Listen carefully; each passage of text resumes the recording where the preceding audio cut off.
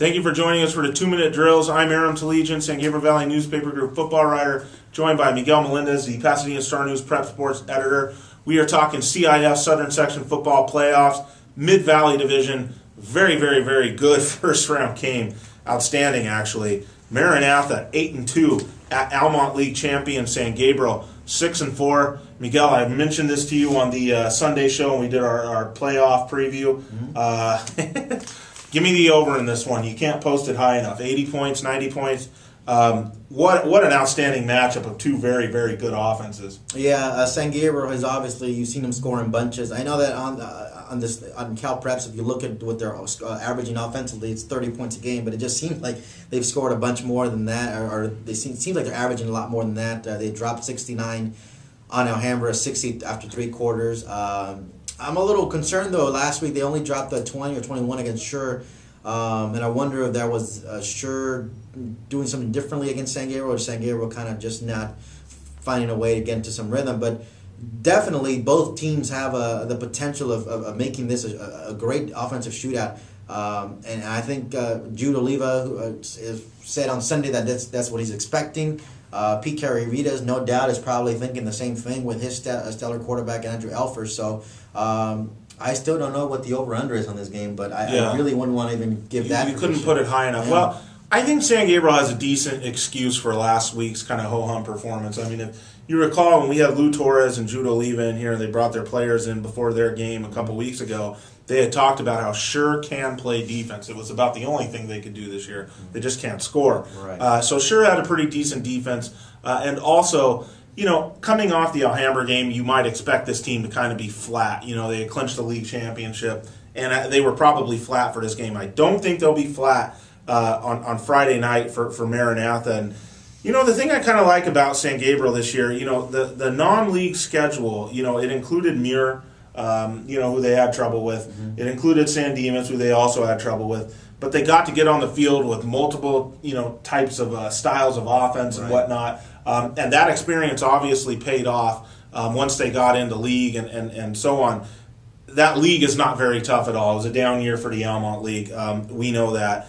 Meanwhile, Maranatha, they were, for a little while this season, the number one seed in the number one ranked team in the Mid-Valley Division. They are now an at-large team, but an at-large team with an 8-2 record that comes out of a very deep, besides LA Baptist, a very competitive Olympic league.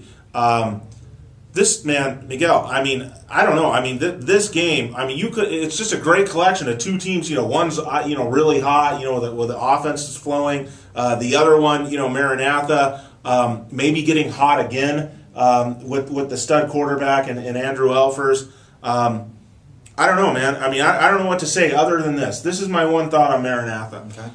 If Andrew Elfers is as good as the billing, and we've seen nothing to say that he's not, if he is as good as the billing, he should be, in this division, good enough to carry this team all by himself a very long way in the playoffs, okay? This division's good and it's interesting, but it is the type of division where one guy can carry a team, can get on that magical run. And if this guy is the D1 top-notch prospect that we have heard that he is, then he has got to carry this team. I said this before when they played, I hate to go back to passing, when they played in the SGV shootout, I said this about him and Henry Omana, the quarterback from Diamond Bar. If these guys are legit D1 prospects, they're supposed to dominate in things like this. Maranatha is playing like schools, okay? They're not going to see anything too outlandish in this division. They should be able to match up and hang with all these schools. They are playing like schools now, and it's time for a kid like this to shine above everybody else. And if he does that, if he does live up to that billing, there's no telling how far Maranatha could go. They could be in the championship game. Yeah, they could be. And if anyone read my blog on Monday, sometime Monday, you saw that I was battling on who to pick in this game.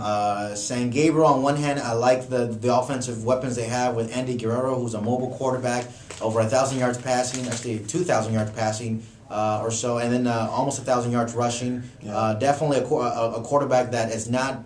You see a lot of the Mid-Valley Division is loaded with quarterbacks, not many who are also great runners out of the pocket, and Andy Guerrero has shown and proven that he's that kind of quarterback. Maranatha has not seen a quarterback like that since facing Azusa's Jake Martinez. Now, Jake Martinez is good outside the pocket, but he's not as good as Andy Guerrero, I would argue. Andy Guerrero, that's just his style. We knew that from the get-go. He was like this last year. And this year, now that he's kind of built that consistency, has finally built some momentum as a quarterback who can prove to be elusive on the run.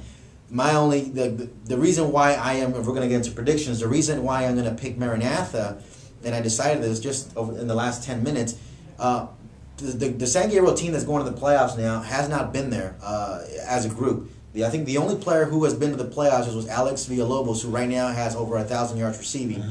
2 years ago, as a sophomore, he was not the go-to receiver. He had barely 200 yards receiving and 13 receptions. I don't think San Gabriel has a playoff experience, unlike Maranatha, albeit a short one. Nonetheless, playoff experience.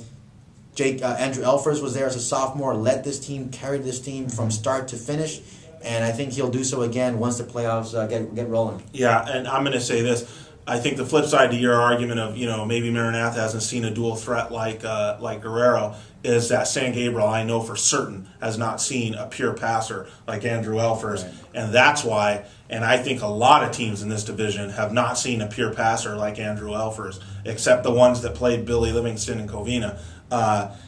Even Steven Rivera, I mean, as good as he is, it's hard to say that he's on, this kind of elite college prospect level. He's a fantastic high school quarterback. So because of that, I don't think San Gabriel's going to be able to hang in this game. They're going to put up their points, but Maranatha is going to put up more. And I think it's time. I'm really kind of laying down the gauntlet here for Elfers to make a name for himself. This is not the toughest division in high school football. And, of course, he's playing for a small school, so we're not going to sit here and say, well, Elfers is playing with, St. John Bosco-type talent around him. He's not, okay? But this is a division that's good enough for a guy. If he's as good as everyone says, and he probably is, he can dominate this division. He can take this team on a very deep run. And that's why I'm picking them in this game. So you've got Maranatha, I've got Maranatha. Should be a very, very fun shootout out there on Friday night. Get out there, Maranatha at San Gabriel, first round of the Mid-Valley Division playoffs. Thank you for watching.